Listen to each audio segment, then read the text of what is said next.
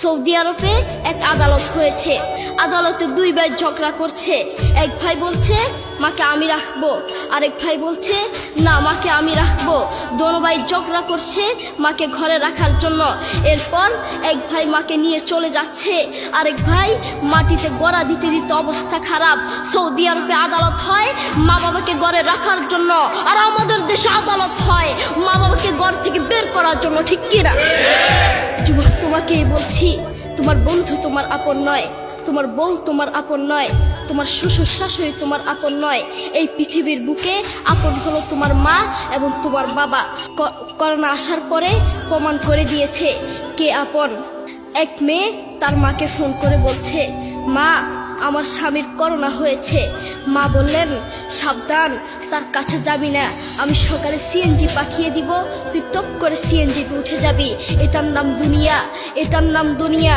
Corona হওয়ার পরে বন্ধু বন্ধুর কাছে যায় নাই, করোনা হওয়ার পরে শ্বশুর শাশুড়ির কাছে যায় নাই, করোনা হওয়ার পরে স্বামী স্ত্রীর কাছে যায় নাই, কিন্তু করোনা হওয়ার পরে এখনো ইতিহাস আছে মা তার ছেলেকে গিয়ে চুমু খেয়েছে। করোনা হওয়ার পরে এখনো ইতিহাস আছে বাবা তার ছেলেকে কাঁধে নিয়ে হাসপাতালে গিয়েছে, ঠিক কিনা? যুবক, তুমি তোমার মাকে কিছু মনে করছো না। তোমার মাকে তুমি ঘর থেকে বের করছো। ছেলে বিদেশ থেকে এসেছে, এসে শ্বশুর বাড়িতে গিয়েছে, তারা তাকে উল্টাপাল্টা বুঝিয়েছে। এখন বাড়িতে এসে সে বলছে, মা তুমি আমার টাকায় খাও, আমার ঘরে থাকো, আবার আমার বউকে পিটাও। এই কথা শোনার পরে কি কোনো মার কলিজা আছে? মা বাথরুমে গিয়ে আধা ঘন্টা কাঁদতে লাগলেন। কেঁদে অজু করে নামাজে দাঁড়ালেন। নামাজ পড়ে আল্লাহর কাছে বলতে লাগলেন, আল্লাহ তুমি আমার মার উপর রাগ করিও না, আমার ছেলের উপর রাগ করিও না, ও ভুল করেছে, তুমি আমার ছেলের উপর রাগ করিও না, আমি আমার ছেলেকে বুঝাবো। এরপর মা গিয়ে ছেলেকে বুঝাচ্ছেন, বলছেন বাবা তুমি আমাকে বের করে দিবা, সমস্যা নেই, তুমি আমাকে বের করে দিও, কিন্তু আমার একটা স্বপ্ন আছে। ছেলে বললেন কি স্বপ্ন বলেন?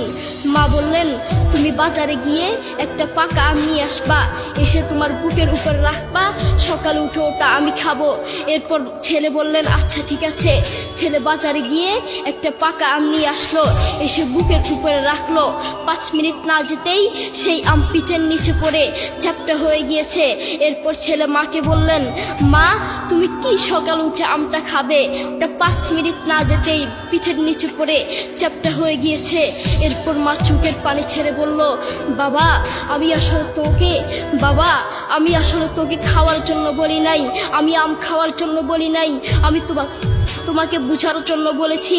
তুমি আজ একটা রাত এই আমটা রাখতে পারো নাই, আমটা বুকের উপর রাখতে পারো নাই, আর আমি সেই তোমার দুঃখিনী মা যে 1 বছর 2 বছর নয় 3 বছর নয় পাক্কা 5টা বছর এভাবে তোমাকে রেখেছি। আমিও যদি তোমার মতো এভাবে ঘুমাতাম, তুমিও তো আমার পিঠের নিচে পড়ে চ্যাপ্টা হয়ে যেতা।